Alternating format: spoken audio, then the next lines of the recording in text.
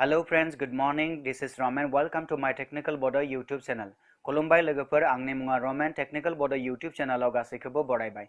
दिनैनि भिडियोआव नोंथांमोननो दिन्थिगोन जों माबोरै भिडियोनि बेकग्राउन्डखौ चेन्ज खालामनाय जायो। नंगौ लोगो, नोंथाङाबो जुदि सानगासिनो दं नोंथांनि भिडियोनि बेकग्राउन्डखौ सोलायनो होननानै अब्ला बे भिडियोआ नोंथांनि थाखायनो बानायजानाय। भिडियोखौ जोबजासिम नाय, भिडियोखौ स्किप दा खालाम। भिडियोनि बेकग्राउन्डखौ सोलायनायनि थाखाय मोननै राहाफोर दङ। गिबि राहाया जाबाय नोंथांनि कम्पिउटारजों आरो गुबुन मोनसे राहाया जाबाय नोंथांनि एन्ड्रइड मबाइलजों। नंगौ लोगो, नोंथाङा थारखौनो खोनादों। नोंथाङा नोंथांनि मबाइलजों नोंथांनि भिडियोनि बेकग्राउन्डखौ जोबोद गोरलैयैनो सोलायनो हायो। बे खामानिखौ मावफुंनो थाखाय नोंथांनो मोनसे मबाइल एप्लिकेशननि गोनां जागोन आरो बे मबाइल एप्लिकेशननि मुङानो जाहैबाय काइनमास्टार।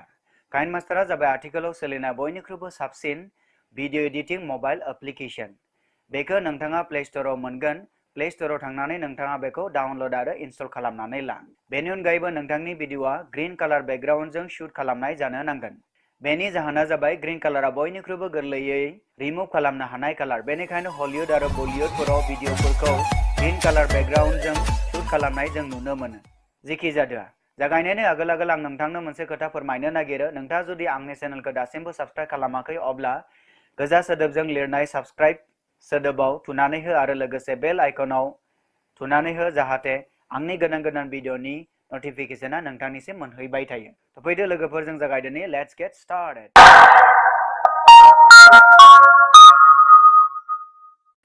गिबियावनो नोंथाङा नोंथांनि मबाइलाव मोनसे एप इनस्टल खालामना लाग्रोनांगोन। बेनि मुङा जाबाय काइनमास्टार।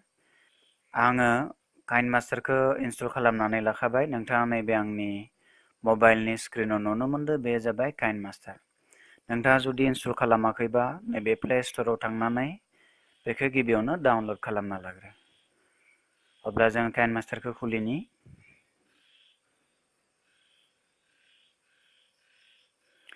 दानिया नोंथाङा नैबे गोरजा गाबनि सिङाव थानाय प्लास सिम्बलाव थुनो हागोन। बेनि उनाव नोंथाङा नैबे एमटि प्रजेक्टआव थुगोन।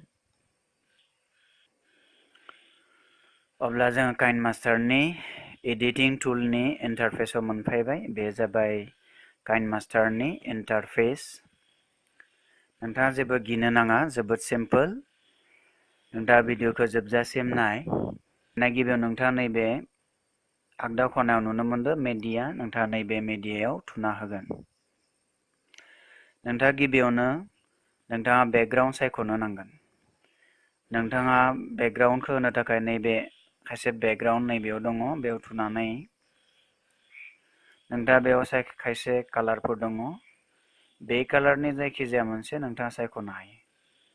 बेफोरखौबो नोंथाङा सायख'नो हायो। नैबे नुनो मोनदों, बेखौबो सायख'नो हायो नोंथाङा। आरो जुदि हमनानै लाबाय नोंथाङा बेफोरखौ जेबो होनो लुबैयाखै, बेलेग होनो लुबैदों, अब्ला बेखौ बेक खालामफिनगोन आं। आंहा मोनसे बेलेग बेकग्राउन्ड दं, आं बेखौ होनो नागिरदों। हमनानै लाबाय नैबे बे इउटिउबाराव आंहा दङ मोनसे। हमनानै लाबाय आं नैबे बेकग्राउन्डखौ होनो लुगैदों, अब्ला आं बेखौ अके खालामबाय। अब्ला नुनो मोनबाय बेयो नैबे जोंनि टाइमलाइनाव बेबायदिहाय फैबाय। बेनि उनाव नोंथाङा नैबे थुना होगोन।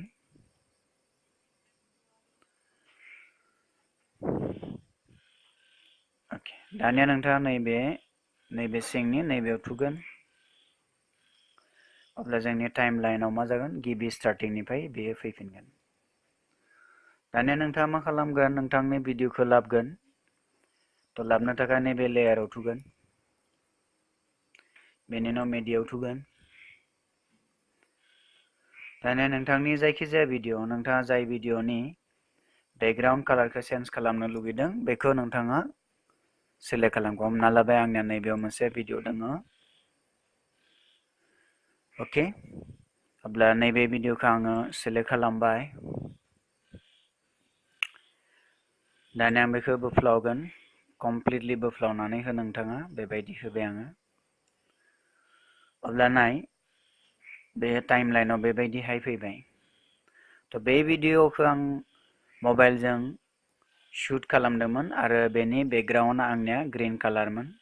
दानिया नैबे ग्रीन कालारखौ आं मा खालामगोन, गैया खालामनानै आङो दानि बैसो लानाय नैबे कार्डबर्डनि बेकग्राउन्डखौ आङो बेवहाय होनो नागिरदों। थ' बेनि थाखाय नोंथाङा मा खालामगोन, दानिया नैबे नोंथाङा नुनो मोनदो बेवहायसो अपसनफोर दङ, बेखौ नों स्क्रल डाउन खालामलांगोन।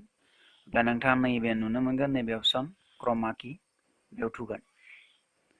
बेनि उनाव नोंथाङा नैबे एनेबल खालामगोन। दानिया नोंथाङा नैबेयाव मोननै स्लाइडिं बाटन दङ, बेनिनो नैबे सानिखौ नोंथाङा आगसिथिंजाय बेबायदि बोना लागोन।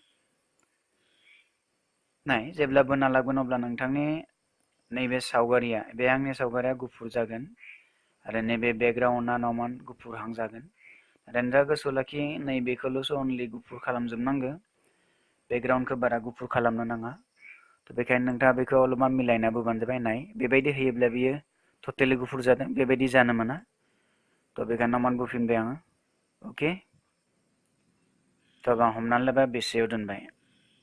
दानिया नोंथाङा नैबे सिंनि मोनसे स्लाइडिं बाटन दङ, बेखौबो नोंथाङा आगदाथिं बेबायदि कमप्लिटलि बोना लांगोन। अब्ला नुनो मोनदों नोंथांनि कमप्लिटलि नैबे बेकग्राउन्डआ गोसोम जालांजोब्बाय। दानिया नोंथाङा नैबे सायाव थुना होगोन। अब्ला नुनो मोनबाय नोंथाङा आंनि बेवहाय सावगारियाल', आंनि नैबे मानसिनि सावगारियाल' थालांबाय आरो बेनि बेकग्राउन्ड ग्रीन कालारा गैया जाबाय। आंनि नैबे कार्डबर्डनि ग्रीन कालारा बेबायदि नुजाबाय। अब्ला नायनि बेयो प्ले जागोन ना जाया, नोंथाङा नैबे प्ले अपसनाव थुनानै नायनो हायो।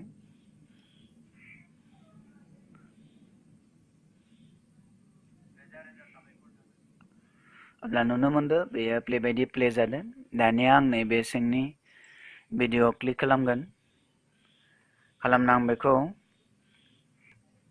क्रप खालामना लागोन, दानस'नानै लागोन। हमनानै लाबाय आं बेखौ नैबेयाव दानस'नो लुगैदो, दानिया trim to right of playhead बे अपसनाव थुना होगोन। अब्लानो नैबे आगदानि पार्टआ जलांबाय। अके थुबाय। दानिया नैबेयाव थुफिनबाय, अब्लानिया बे स्टार्टिंनिफ्राय फैफिनगोन जोंनिया। दानिया जाना जामाराखै नायनि, नैबेयाव प्लेयाव थुना नायगोन।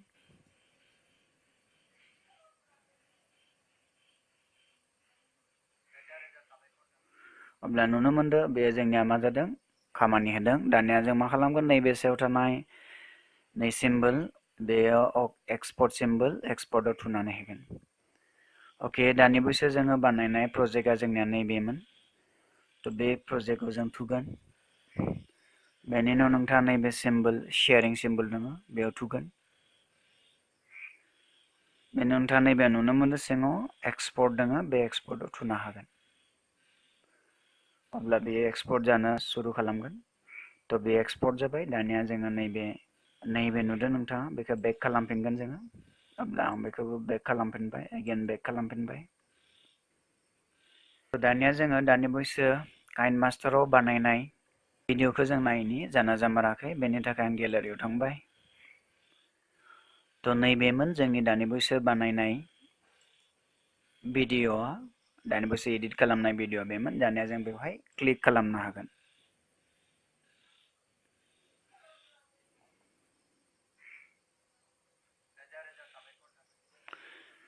अके, अब्ला नोंथाङा बुजि मोनबाय जों माबोरैहाय मोनसे जोंनि भिडिअनि बेकग्राउन्ड कालारखौ चेन्ज खालामनो हायो। नोंथाङा जुदि खायसे बुजि मोननो थालांदोंबा अब्ला प्लिज कमेन्ट्स खालाम, आंखौ कमेन्ट्स खालामनानै खोन्था। आङो नोंथांनि रिप्लाइ हरनो नाजागोन आरो लोगोसे आं इयुनाव नोंथांमोननि बुजि मोनैखौ लानानै मोनसे भिडिअ बानायबावगोन। नोंथाङा जुदि आंनि भिडिअखौ गाहाम मोनदोंब्ला प्लिज लाइक खालामनो दाबाव आरो लोगोसे नोंथाङा शेयार खालामनो दाबाव। आरो मस्ट इम्परटेन्टलि नोंथाङा आंनि चेनेलखौ साबस्क्राइब खालामाखैबा गोजा बाटनाव थुनानै साबस्क्राइब खालामनानै ला।